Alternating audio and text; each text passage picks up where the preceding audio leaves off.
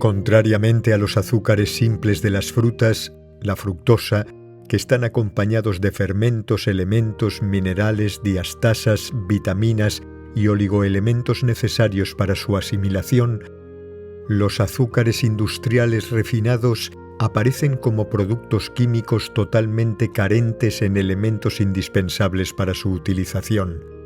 El resultado de esta situación paradójica es que el organismo se ve forzado a suministrar esos elementos imprescindibles para la asimilación de los azúcares.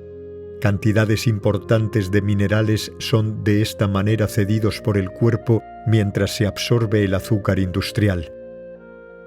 El azúcar industrial es un poderoso desmineralizante y, como tal, modifica en gran medida el equilibrio cálcico del organismo, de manera que se convierte también en un descalcificante.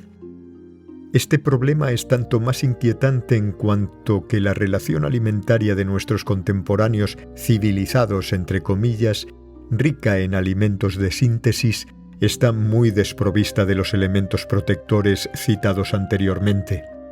Para compensar esta situación antinatural, dichos elementos complementarios también se introducen algunas veces en la ración alimenticia, de una forma artificial y probablemente inapropiada. De ese modo, se venden en el comercio numerosos productos, fermentos, vitaminas, oligoelementos, sales minerales, etc., obtenidos industrialmente y cuyo uso no deja de presentar nuevos peligros. Por otra parte, el azúcar industrial es un cuerpo muerto, sin la vitalidad propia de los alimentos naturales. Por ello, no puede promover y mantener en los humanos una situación vital privilegiada. El doctor Paul Carton clasifica el azúcar entre sus 3 alimentos asesinos, a saber, el alcohol, el azúcar y la carne. Por otra parte, el azúcar industrial, que es prácticamente sacarosa pura, debe sufrir una hidrólisis digestiva para transformarse en azúcares asimilables. Esta operación saca agua del organismo y provoca en los grandes consumidores de azúcar una impresión de sed insaciable. El azúcar refinado, por su grado de concentración en sacarosa, agrede al organismo. Las mucosas del tubo digestivo se irritan, se produce una hiperacidez estomacal y el hígado se sobrecarga de trabajo, puesto que debe hacer frente a una llegada intempestiva de glucosa y de sacarosa que no ha podido ser hidrolizada. Si el hígado no puede establecer el equilibrio glucídico de la sangre y al mismo tiempo almacenar el azúcar animal bajo la forma de glucógeno, se produce una hiperglucemia. Recordemos que la glucemia normal se caracteriza por una tasa de glucosa sanguínea de 1 gramo por litro. Cuando la barrera del hígado ha sido sobrepasada, otros 2 órganos serán solicitados de forma abusiva: el páncreas y los riñones. En efecto, en la situación de hiperglucemia, los islotes de Langerhans situados en el páncreas segregan insulina. La misión de esta es favorecer una penetración más rápida de la glucosa en las células, y entonces el excedente de azúcar es o bien oxidado o bien convertido nuevamente en glucógeno. Todo esto acaba en insuficiencias pancreáticas y es a menudo el origen de la diabetes. Esta situación es bastante estúpida. Como el umbral renal de eliminación de azúcar, que es 1,7 gramos por litro, es constantemente sobrepasado, la glucosa excedente es eliminada por la orina en pura pérdida para el organismo, pero no sin un agotamiento de los riñones, cuyo funcionamiento corre el riesgo de ser perturbado.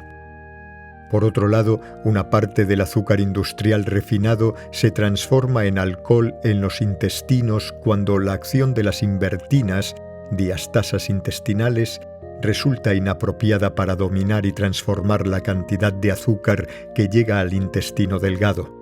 Este alcohol provocará un nuevo trabajo para los órganos excretores, el hígado y los riñones principalmente. Las heces de los grandes comedores de azúcar tienen un olor característico parecido al de los bebedores de alcohol.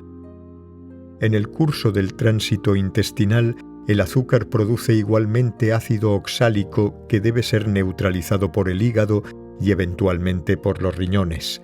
Puede también aparecer el ácido láctico que deberá a su vez neutralizarse. Se crea entonces un medio favorable para la aparición de los parásitos, lombrices en el caso de los niños. Las fases de expulsión de las heces pútridas son seguidas de estreñimiento. El concepto higienista de la salud considera que es necesario para cada individuo poseer una cantidad de energía suficiente para cumplir cotidianamente todas las funciones del organismo. Además de lo dicho anteriormente acerca de las insuficiencias del azúcar industrial y de las acciones nefastas que crea en el organismo, su inconveniente mayor es ser un estimulante irritante, despilfarrador de energía vital. Cualquier estimulación es en efecto seguida de una fase depresiva de la misma amplitud. La energía suplementaria malgastada en dominar y canalizar el verdadero veneno que constituye el azúcar industrial hará falta a las demás funciones y sobre todo a la de eliminación. La enervación, insuficiencia de energía, producirá entonces una retención de toxinas, origen de un estado toxémico y cuna de diversas enfermedades. El esfuerzo excepcional que deben efectuar las células para oponerse a la violencia del excitante invasor provocará un agotamiento de las reservas de energía del organismo. En el curso de este derroche de energía se produce una fase eufórica que da una impresión de disfrute. El potencial energético del organismo se resiente siempre de su gasto, pero raramente de su acumulación, que es siempre lenta y equilibrada. ¿Y cuáles son las consecuencias del consumo del azúcar industrial? Pues es evidente que dependerá de las cantidades absorbidas. Ahora bien, hemos mencionado anteriormente que las medias individuales del consumo de azúcar industrial aumentan constantemente. Este hecho está amparado por una publicidad extremadamente agresiva e hipócrita.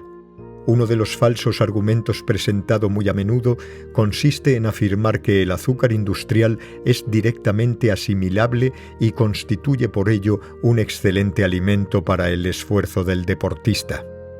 Se provoca entonces una confusión, intencionada por otra parte, entre la sacarosa y la glucosa, única directamente asimilable. Un segundo argumento consiste en realzar el alto valor energético del azúcar industrial, 387 kilocalorías por 100 gramos. Anunciar este resultado omitiendo señalar la deficiencia estructural del azúcar es tanto como considerar al organismo humano como una vulgar estufa. La absorción de azúcar industrial no permite a los órganos del cuerpo humano efectuar normalmente la extracción del azúcar de los alimentos naturales, de las frutas, por ejemplo. Esto provoca la atrofia de dichos órganos, como lo hacen numerosos alimentos de síntesis que invaden los regímenes de los pueblos evolucionados entre comillas. Cuanto más refinado sea el azúcar industrial, tanto más nocivo es. De este modo, sería más interesante consumir las melazas de azúcar que no hayan sido polucionadas por productos químicos que los azúcares morenos no refinados, y estos antes que los azúcares blancos refinados. El uso de azúcar en algunos bombones, pastas de frutas y confituras diversas, asociado a menudo con otros contaminantes alimenticios, ya sean conservantes y colorantes de todo tipo, es extremadamente peligroso. Los responsables oficiales de la salud pública raramente aceptan reconocer que los regímenes alimenticios modernos son directamente responsables de los estados enfermizos actuales y, por lo tanto, del déficit de la seguridad social. No obstante, en cuanto al azúcar, todos admiten que es una de las causas más importantes de la caries dental, debido a su propiedad desmineralizante y descalcificante sobre todo.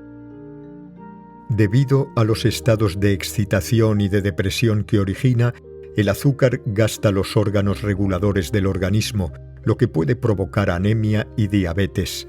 Engendra desequilibrios metabólicos, causas de delgadez o de obesidad, Acelera la aparición de trastornos nerviosos y de ciertos síntomas episódicos tales como la gripe, náuseas diversas, etc.